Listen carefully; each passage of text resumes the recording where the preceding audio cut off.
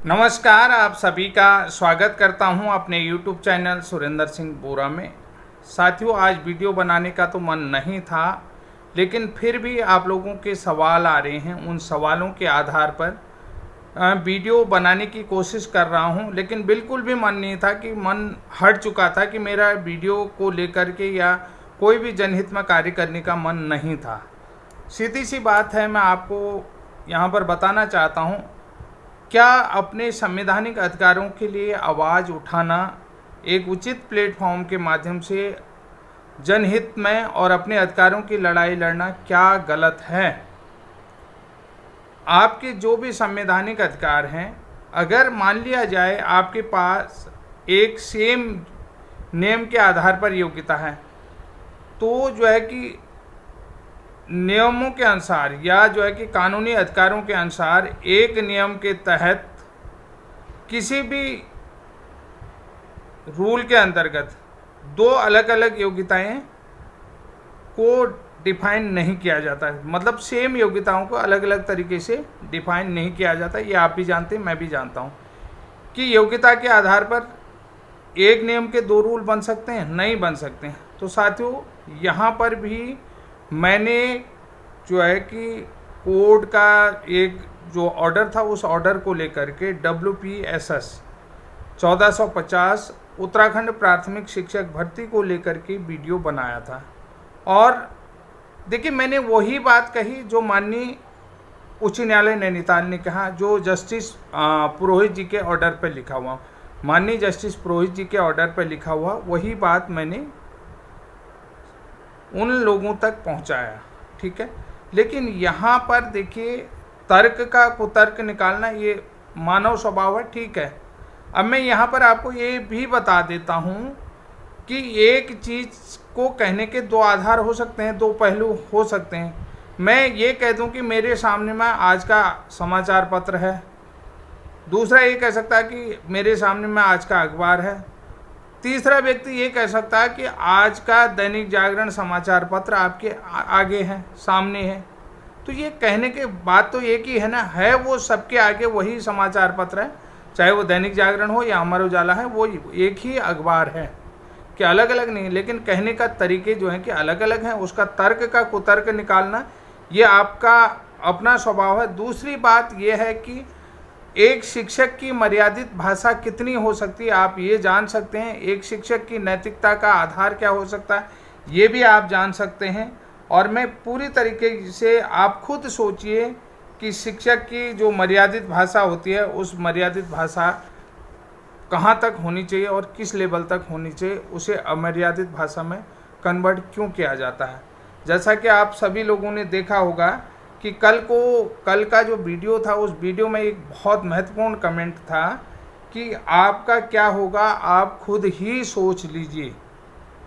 कि इस तरीके की कमेंट आए तो, और बयान मतलब गलत सलत बहुत तर्क के कुतर्क वाले कमेंट कर रखे थे। लेकिन ये कहाँ तक आप लोगों को शोभा देता है कि यानी कि सीधी सीधी बात मैंने ये कहा, मैंने उनसे ये भी पूछा कि आप कहना क्या चाहते हैं, कि किसी बात को कहने का मतलब हमने किसी पर व्यक्तिगत नहीं होता, और दूसरा आदमी जो है उसे यहाँ तक सोच लेता है कि उससे इतना नफरत पा लेता है कि उसको धमकी तक दी जाती है।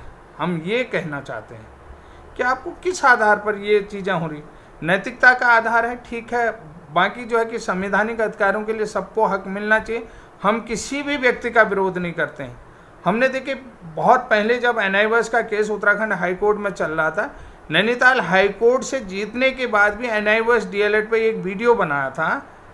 बहुत सारे लोग मेरे खिलाफ वहाँ पर भी हुए थे। मैंने ये कह दिया था कि देखिए, कोर्ट का तो ऑर्डर, मैंने कहा NIVS DLED को प्राथमिक शिक्षक भर्ती में शामिल नहीं किया जा सकता है, नहीं किया जाता। जबकि लोगों ने कहा हम तो कोर्ट से जीतेंगे, इनको करना पड़ेगा। मैंने कहा देखिए, सरकार आपके पक्ष में नहीं है तो आप लोगों को शामिल नहीं किया जा सकता।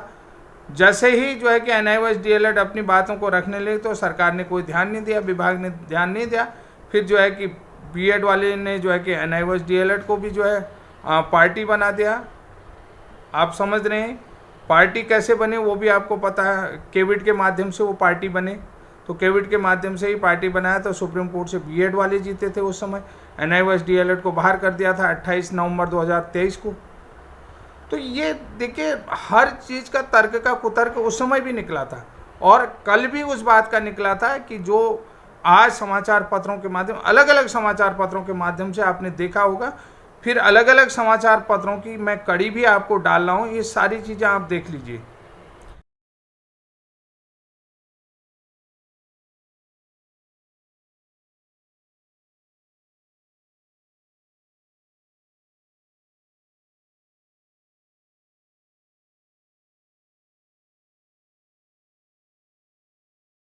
दैनिक जागरण, अमर उजाला और हिंदुस्तान, ये सब समाचार पत्रों को जो लिखी हुई है इसमें खबर बनाई है, वो खबर मैंने नहीं बनाई और न ही मैंने जो है कि किसी समाचार पत्र को दिया। तो आप सभी लोगों ने ये खबर देख ली होगी और इसमें क्या लिखा है ये भी आप समझते होंगे। अब देखिए मैंने किसी तर्क का कुतर्क नहीं निकाला। अब मैं बात करता हूँ ये समाचार पत्र में क्या लिखा है, ये भी आप बात सुन लीजिएगा। हाईकोर्ट ने राज्य में सहायक अध्यापक प्राथमिक शिक्षा की भर्ती में राज्य के डाइट के अलावा दूसरे राज्यों के डीएलएड प्रमाण पत्र के साथ आवेदन करने वाले अभ्यर्थियों की दावेदारी रद्द कर दी। यहाँ पर देखिए कोई कह रहा था कि केवल डेट उन लोगों के लिए बढ़ी थी, इन लोगों के लिए बढ़ी थी। बहुत अच्छी तरीके से आप समझ लीजिएगा, यहाँ पर राज्य के डाइट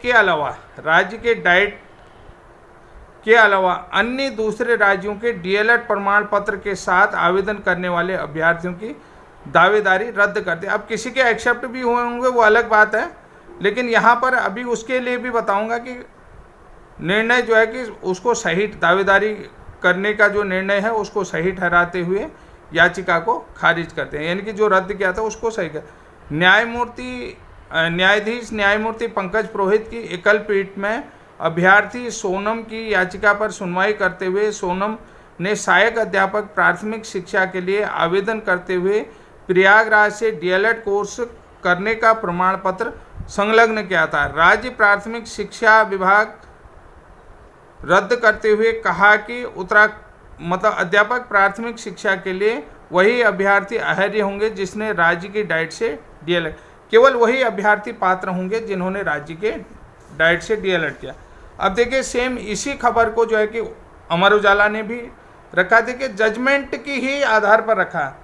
तो यहाँ पर क्या लिखा है, अमर उजाला ने भी लिखा है, विभाग की ओर से तर्क दिया गया विभाग की कोर्ट में तर्क दिया गया था कि सहायक अध्यापक प्राथमिक शिक्षा के लिए वे ही अभ्यर्थी अहर्य होंगे, पात्र होंगे जिन्होंने राज्य की डाइट से डीएलएड का कोर्स किया हो।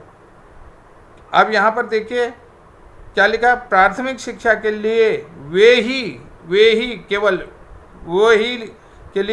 अभ्यर्थी पात्र होंगे जिन्होंने राज्य के डाइट से डीएलएड कोर्स किया हो। सरकार की ओर से कोर्ट को अवगत कराया गया था कि यह शर्त विज्ञापन में पहले से लिखी है, राज्य से ही डीएलएड करा होना चाहिए। अब देखिए भाई इसमें आपको हमने बहुत सारी चीज़ें समझाई थी।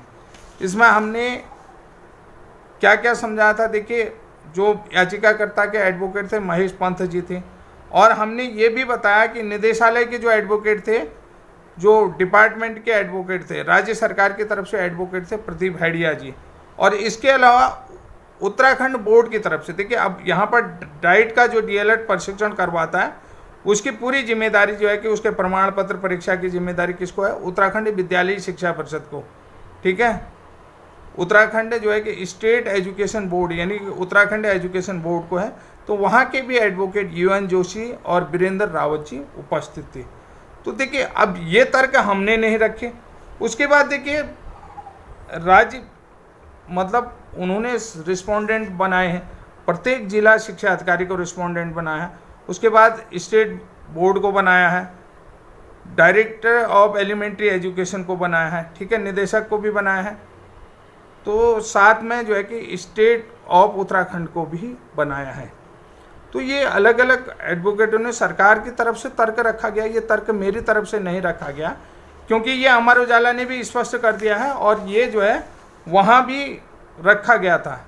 इस बात को कोड में भी रखा गया था और कोर्ट के ऑर्डर में भी लिखा, विभाग की ओर से तर्क दिया गया था कि सहायक अध्यापक प्राथमिक शिक्षा के लिए वे ही अभ्यर्थी पात्र होंगे जिन्होंने राज्य की डाइट से डीएलएड कोर्स किया हो, और ये सरकार की ओर से कोर्ट को भी अवगत कराया गया। अब यहाँ पर ये बात खत्म हो जाती, ठीक हो गया कि हो सकता है, देखिए मेरी आप लोगों से किसी भी प्रकार की कोई बात नहीं है, किसी प्रकार की भी दुश्मनी नहीं है, और नहीं आप लोगों का भला हो ये चीज़ है, लेकिन बहुत सारे लोगों के कमेंट आए हैं। मैं आज ज़्यादा कुछ नहीं कहूँगा कि बहुत सारे लोगों का कहने का मतलब होगा कि सर क्या स्क्रूटनी होगी, अब फिर से फॉर्मों की स्क्रूटनी होगी क्या, काउंसलिंग में जो है कि जिन लोगों के अन्य राज्यों के एक्सेप्ट हुए हैं उनको बाहर कर दिया जाएगा। बहुत सारे लोगों का कहना है कि अन्य राज्यों के जैसे हिमाचल, मध्य प्रदेश या दूसरे अन्य राज्यों से डीएलएड करे आए हुए व्यक्ति हैं जो उत्तराखंड के निवासी हैं, तो उनको एक्सेप्ट किया गया है, ये भी कहने का मतलब है। अब बहुत सारे लोगों के बाद मेरे पास कमेंट आएंगे क्या सर की भर्ती रुकेगी।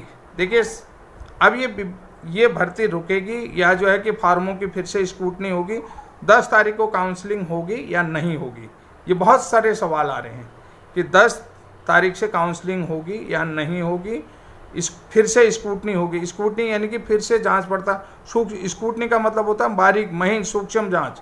आपको ये भी बता देता हूँ, स्क्रूटनी होगी या जो है कि इस ऑर्डर का प्रभाव हम पर पड़ेगा या नहीं पड़ेगा, क्या डिपार्टमेंट को जो है कि कोर्ट के ऑर्डर का प्रभाव पड़ेगा। देखिए इन सारी चीज़ों को अब मैं बताने में सक्षम नहीं हूँ। देखिए मैं जानता हूँ कि हो सकता है क्या प्रभाव पड़ेगा क्या नहीं पड़ेगा। देखिए जब विभाग और सरकार चाहती हैं कि भर्ती प्रोसेस हो तो उन्हें, देखिए ना तो उन्हें स्क्रूटनी कराए, अब स्क्रूटनी कराए या ना कराए ये सरकार के ऊपर, विभाग के ऊपर है कि इस ऑर्डर का भी जो है कि कोई प्रभाव पड़ेगा या नहीं पड़ेगा, ये सरकार और शिक्षा विभाग के अंदर है कि भाई ऑर्डर तो, जजमेंट तो आ गया है। अब 10 तारीख को काउंसलिंग सरकार के हाथ में है कि सरकार कराए या ना कराए, फिर से स्क्रूटनी कराए या ना कराए, ये सारी चीज़ें देखिए।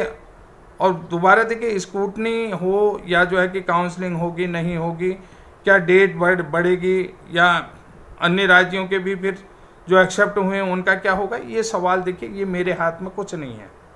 इन सारी चीज़ों को लेकर के देखिए डिपार्टमेंट चाह रहा है कि 10 तारीख से काउंसलिंग है तो डिपार्टमेंट करा सकता है, डिपार्टमेंट चाहे तो स्क्रूटनी कराए, डिपार्टमेंट नहीं चाहे तो स्क्रूटनी नहीं कराए, ये मेरे हाथ में कुछ नहीं है।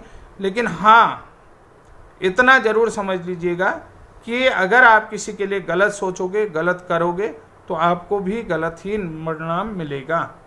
और सच देखिए भाई, मैं झूठ किस आधार पर बोलूं, बहुत सारे लोगों ने कह दो कि सर ये सब झूठ है, ये ऐसा नहीं है कि ये मैंने गलत बना दिया, मैंने ऐसा कुछ भी नहीं कहा, ऐसा ना ही मेरी आप लोगों से किसी तरीके से व्यक्ति ने, मैं सच को झूठ कैसे बता, देख पढ़ा लिखा तो मैं भी हूँ, बहुत सारे लोगों ने पढ़े लिखे हो या नहीं हो, भाई आपके सारे सवालों का जवाब दिया है कि भाई अब भर्ती में कौन शामिल होंगे कौन नहीं होंगे। भैया भर्ती में जो शामिल है वो डिपार्टमेंट का काम है, वो हेडेक मेरा नहीं है, सरकार का काम है।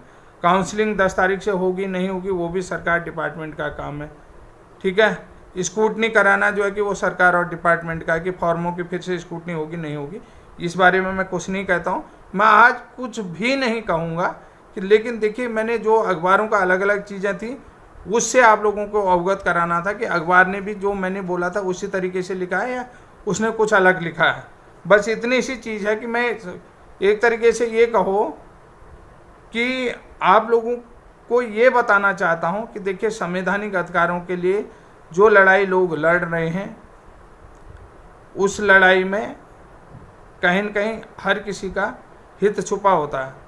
अगर मैं भी कोई चीज़ कर रहा हूँ तो उसमें मेरा अपना व्यक्तिगत स्वार्थ भी हो सकता है कि मैं अगर कोर्ट जा रहा हूँ तो मैं अपने व्यक्तिगत स्वार्थ के लिए जा रहा हूँ, आपको किसी भी प्रकार से मैं आपको बाधित नहीं करना चाहता हूँ कि देखिए भाई हमारा तो सीधा सा हिसाब है कि सरकार सबको शामिल करते हुए चले, सरकार जो है कि एंट्रेंस करवाए, प्रवेश परीक्षा करवाए, ठीक है, एग्ज़ाम करवाए, कंपटीशन एग्ज़ाम करवाए, भाई जब सभी उसमें है तो उसमें बैठ के देंगे, जो काबिल होगा वो निकलेगा, जो काबिल नहीं हुआ बाहर होगा।